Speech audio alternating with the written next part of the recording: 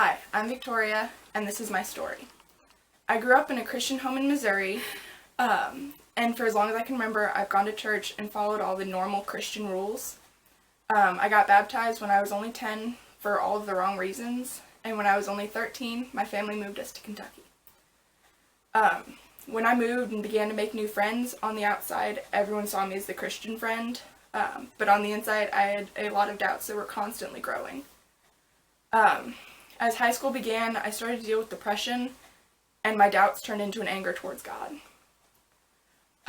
When I would go to church, I would tune out everything that was said, and when people would talk to me personally about God, I would get really angry and feel sick. Without God, I turned to self-harm, which I hid from everyone for 2 years. And the depression began to worsen, and I began to have anxiety, which caused panic attacks. With the anxiety, I no longer wanted to go to church or be around people in general.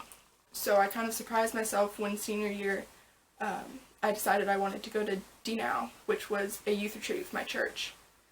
During the DNOW weekend, I had my eyes opened and saw God in a new light. In the past, I had seen him as sort of a tyrant that punished everyone and was the reason everything was going wrong in my life. And for the first time, I was able to see him as a loving father that actually cared, and I could go to him when I needed help.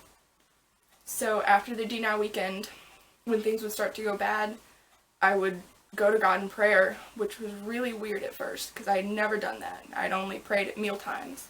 I found that praying gave me the same peace that the self-harm had, only without all the guilt. And I knew that I needed Jesus because he was the only one who could give me the true peace that I needed and save me from myself. Even though I'm still dealing with depression and anxiety, I have a newfound hope that had been lacking in the past. And my faith is now continuing to grow, but I finally feel like I'm on the right path. Thank you for listening to my story.